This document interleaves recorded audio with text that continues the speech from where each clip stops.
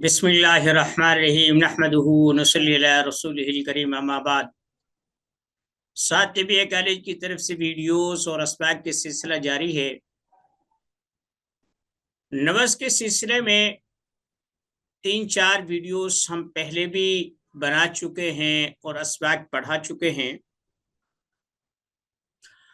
اب ایک چیز ذہن میں رکھیے کہ نوز دیکھنا ایک فن ہے، اور جو آدمی اس فن میں مہارت پیدا کر لے گا وہ دوسروں سے نرالا ہو جائے گا، اس کے اندر انفرادیت آ جائے گی، اس کے اندر بہتری آ جائے گی، اس کے اندر ایک دوسروں سے برتری آ جائے گی۔ جو لوگ تشخیص کرنا جانتے ہیں وہ لوگ کسی بھی مرض کو اور کسی بھی بیماری کو اچھے انداز میں ٹریٹ کرنے کا ہنر بھی جانتے ہیں۔ ہمارے ہاں حکمت کو نسخوں کی بہتات یا زیادہ نسخے جمع کرنے، یا کسی آدمی نے کوئی نسخہ بنایا وہ اسے استعمال کر رہا ہے،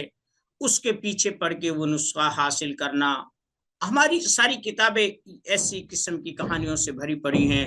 ایک آدمی تھا، اس نے زبان پر یوں رکھا، مریض ٹھیک ہو گیا، اب نسخے کی جستجو شروع ہوئی، ہم نے 2 آدمی پیچھے لگا دیے، اس کی مہمان نوازی کی، اس کو اتنا کچھ دیا، اس کے اتنی ناز برداریاں کی، تب نسخہ اب وہ ہوا۔ آگے سے جو نسخے والے ہوتے ہیں نا بھائی صاحب، وہ بھی ایسے ہی ہوتے ہیں کہ وہ بھی کوئی کچی گولیاں کھیلنا نہیں جانتے۔ وہ بھی اگر کہیں جا کر ٹھہرتے ہیں، کسی پنساری سے ایک جوس منگوا لیا، کسی سے دوسرا جوس منگوا لیا، کسی سے تیسرا جوس منگوا لیا، یعنی ایک عجیب قسم کی ایک کہانی گھڑی جاتی ہے، اور اسی کو حکمت کا نام۔ کل کی بات ہے، میرے پاس ایک صاحب آئے، وہ ماشاءاللہ عمر رسیدہ تھے، اور لاہور میں ایک مشہور لیبارٹری کے وہ انچارج رہے تھے۔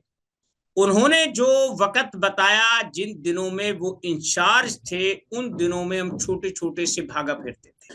ان کا کہنا یہ تھا کہ میں اپنی کوئی کتاب لکھ رہا تھا، انہوں نے 2 کتابیں مجھے عنایت کی، ان کی مہربانی ہے۔ وہ بہت دور سے 3 ضلع فاصلہ طے کر کے وہ میرے پاس آئے، تشریف لائے۔ میں سمجھ رہا تھا ویسے کوئی ملنے آ رہا ہے، کوئی چھوٹا موٹا کوئی شاگرد ہوگا، کوئی طالب علم ہوگا، لیکن وہ مصنف بھی تھے، اور عملی دنیا میں بھی انہوں نے تقریباً 4-5 دہائیاں گزارے تھے۔ گفتگو ہونے لگی، میں نے کہا آپ کو ملنے کا شوق کیوں پیدا ہوا؟ کہنے لگے کہ میں لکھتا ہوں، پہلے میں لیبارٹریوں میں کام کرتا تھا، ہربر لیبارٹریوں میں ارکیات بناتا تھا اور بہت ساری چیزیں بناتا تھا۔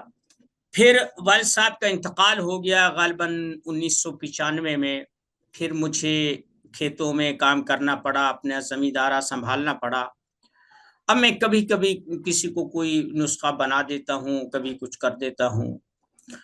کہنے لگا میں اپنی ایک کتاب لکھنے بیٹھا تھا تو مجھے سرا نہیں مل رہا تھا کہ میں شروع کہاں سے کروں۔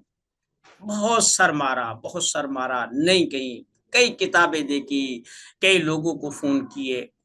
کہتے میرا بیٹا ایک کتاب نیٹ سے ڈاؤن لوڈ کر کے لایا، انہوں نے مجھے 2 کتابوں کا میری کا حوالہ دیا۔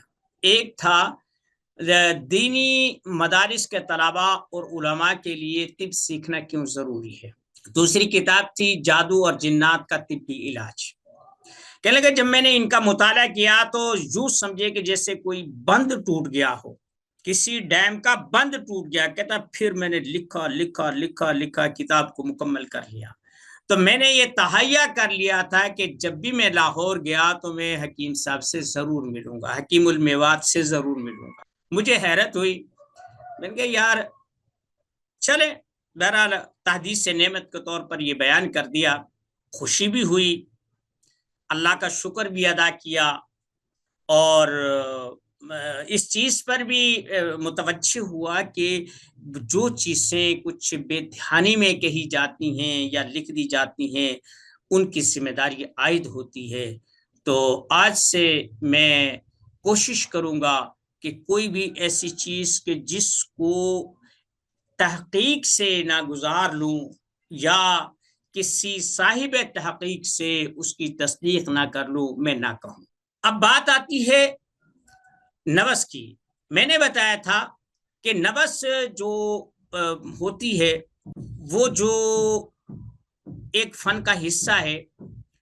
میرے سامنے ایک یہ پرانی بیاج کھلی پڑی ہے، اس کی تاریخ ہے غالباً کون سی تاریخ ہے، یہ لکھنے والے جو اپنی وہ لکھتے ہیں تو انہوں نے کہتے ہیں قبلہ استاد الاطباء حکیم انقلاب المعالج صابر ملتانی صاحب، یہ نوز آپ نے خلوت میں بیٹھ کر عنایت فرمائی، جو کہ جمعہ مورخہ 22 دسمبر 1968 بوقت شام 7 بجے حکیم بشیر احمد صاحب اور حکیم نذیر احمد صاحب اور ہم سب کو حلفیہ بیان کر کے نوس، یہ انہوں نے لکھا ہے کہ 1968، میری پیدائش 1972، یعنی میری پیدائش سے یہ 4 سال پہلے املا کروائی گئی، پڑھنے کو ملی۔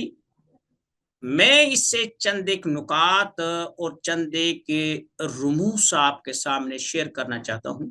حکیم صاحب نے جو چیز بیان فرمائی، کہتے ہیں کہ اعصابی عضلاتی یہ 2 انگلی تک ڈھیلی رسی کی طرح ہوتی ہے۔ نمبر 2 عضلاتی اعصابی 3 انگلی سے 4 انگلی تک سخت اور موٹی ہوتی ہے، اور عضلاتی غدی 3 انگلی سے 4 انگلی تک رفتار میں باریک، تیز اور سخت ہوتی ہے، اور غدی عضلاتی چوتھی جو قسم بنتی ہے 2 تا 3 انگلیوں کے درمیان ہوتی ہے، عموماً 3 انگلیوں تک رفتار میں باریک محسوس ہوتی ہے۔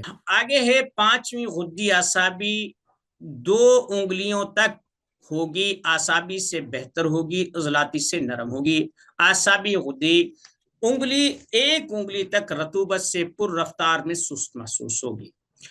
الجھی ہوئی نبض ہمیشہ عضلاتی اعصابی ہوتی ہے، ایسے مریض کو غدی عضلاتی غدی اعصابی دوائیں دے۔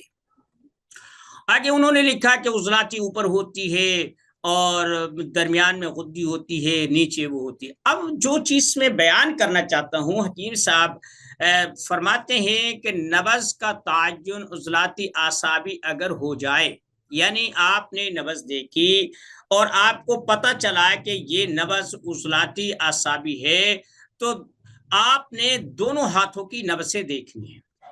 دائیں پھپڑے کی اس میں خرابی ہوتی ہے، یعنی اگر عضلاتی اعصابی نبض سے اور مریض بیمار ہے تو پھپڑے میں خرابی واقع ہوتی ہے دائیں میں، ٹھیک ہے۔ اگر عضلاتی غدی ہوگی تو دونوں پھپڑوں میں خرابی واقع ہوگی۔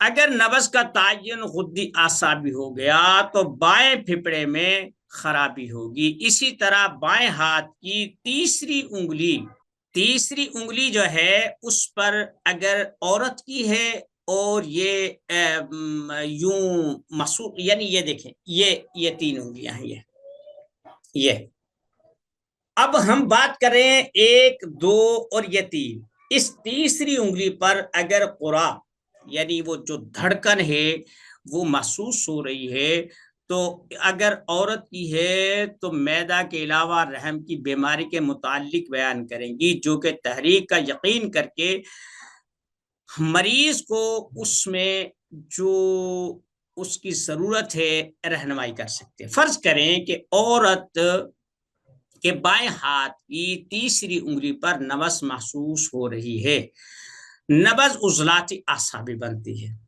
یعنی یہ ایسے لگایا اور یہ جو تیسری انگلی ہے یہ اس پر قرا محسوس ہو رہا ہے، تو یہ نبض حاملہ ہونے کی دلیل ہے۔ اور اگر عورت شدید بیمار ہو چکی ہے، پھر نبض عضلاتی اعصابی ہے یعنی حاملہ نہیں ہے، تو پیٹ میں رسولی کی علامت ظاہر کرے گی، ٹھیک ہے۔ اگر نبض غدی اعصابی ہوگی تو یہ نبض عسر تمس یعنی خون حیض کا درد سے آنا ظاہر کرے گی، اور اگر نبض غدی عضلاتی ہوگی تو پھر کثرت تمس یعنی خون کے کثرت سے بہاؤ جو عورتوں کو آج کل عمومی طور پر ہو رہا ہے، سوزش رحم کے متعلق بیان کرے گی۔ نبض اگر اعصابی عضلاتی ہوگی تو یہ بندش خون یعنی احتساب تمس یعنی رحم میں پانی کی وافر مقدار اور پانی کی تھیلیوں کو بیان کرے گی۔ اب اس میں یعنی یہ جو بائیں ہاتھ کی آپ نے نبض دیکھی اور یہ تیسری انگلی کو اس دائیں ہاتھ کی نسبت زیادہ ٹھوکر پڑ رہی ہے، تو اب آپ نے دیکھا کہ نبض یا تو اوپر ہے عضلاتی ہے، درمیان میں ہے غدی ہے، نیچی ہے تو اعصابی ہے۔ اگر تیسری انگلی پر وہ ہو رہا ہے تو ایک میں یہ ہوگی کہ وہ عورت عضلاتی اعصابی ہونے کی حیثیت سے یا تو وہ رسولی پیٹ میں رسولی کی مریضہ ہے، یا اگر وہ یہ چیز نہیں ہے تو پھر وہ حاملہ ہے۔ اگر غدی اعصابی ہے عسر تمس ہے یعنی درد سے حیض آتا ہے، اور ان ایام میں عورتیں بیچاری بہت بے چین ہوتی ہیں اور تکلیف سے تڑپتی ہیں، اور اسی طریقے سے اگر غدی عضلاتی ہے کثرت تمس یعنی کثرت خون بہے گا، تو یہ کچھ نکات تھے۔ اچھا، اسی طریقے سے بائیں ہاتھ کی نبض اگر مرد کی ہوگی، یہ تو ہم نے بتا دی عورت کی، تو نبض کا تعین کر کے سب کچھ سمجھا جا سکتا ہے۔ مثلا نبض غدی عضلاتی ہے تو صورت انزال، ذکاوت حس، ضعف قلب، پیشاب میں جلن وغیرہ کو ظاہر کرے گی۔ اگر نبض اعصابی عضلاتی ہے تو تیسری انگلی پر تیسی بدستور قائم ہے، تو ایسے آدمی کے متعلق بتا دیں کہ یہ قوت بہ کی کمزوری کا شکار ہے۔ اس میں پیشاب کی زیادتی، رنگت سفید، ضعف جگر، دل میں گھبراہٹ وغیرہ یہ چیزیں شامل ہوں۔ اگر نبض عضلاتی اعصابی متعین ہو جائے، تعین کر لیا جائے کہ یہ عضلاتی اعصابی ہے، تو یہ نبض نوجوانوں میں احتلام ہونے کی نشاندہی کرتی ہے۔ بات آپ سمجھ گئے؟ یہ کچھ نکات تھے جو ہم نے حکیم صاحب کے حوالے سے بیان کیے۔ ہم لوگ عمومی طور پر نبض کو دیکھتے ہیں آسانی سے، ہوا سے بھری ہوئی ہے، پانی سے بھری ہوئی ہے، سخت ہے، گیسز ہے وغیرہ وغیرہ، یہ چیزیں دیکھ۔ اگر ان چیزوں پر غور کیا جائے، مثلا آپ نے یہ دیکھیں، یہ میرا دایاں ہاتھ ہے، یہ آپ نے یہ چیز دیکھی، غور ایسا نہیں کہ بس ہاتھ رکھ کے غور کریں، اس انگلی پر ہے، اس انگلی پر ہے، اس انگلی پر ہے، اس انگلی پر ہے، یا ان دو پر ہے، اسی طریقے سے ان کو بھی دیکھیں۔ ہم نے جو آج حکیم صاحب کے حوالے سے اور یہ ہمارے بھی تجربے میں آیا ہے، جو چیز بیان کی ہے وہ یہ ہے کہ یہ آپ نے ایسے نبض دیکھی ہے، کیونکہ شہادت کی جو انگلی ہوتی ہے یہ انگوٹھے کی جڑ کے نیچے جو ہڈی کا ابھار ہوتا ہے اس پر یہ ہوتی ہے، اس کے نیچے ہوتی ہے۔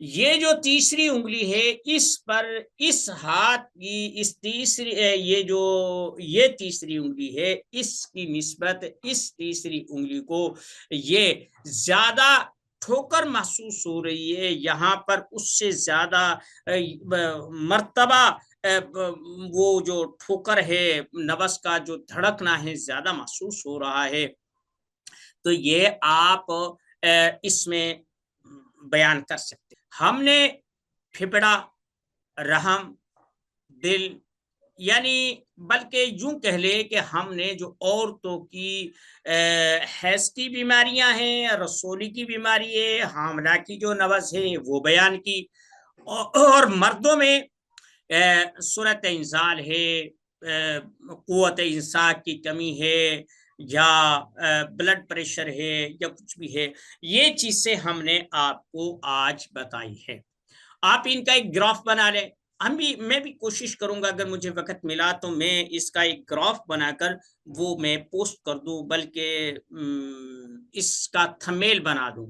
اگر نہ ہوا تو جو میں مضمون اس پر اپنی ویب سائٹ پر ٹپ فار آل اور دنیا کا علم پر لکھوں گا تو اس پر آپ یہ مستقل طور پر اس چارٹ کو بھی حاصل کر سکیں گے اور اس مضمون کو بھی آپ بعینی ہی پڑھ سکیں گے جو حکیم صاحب نے لکھا ہے، وما علینا الا البلاغ۔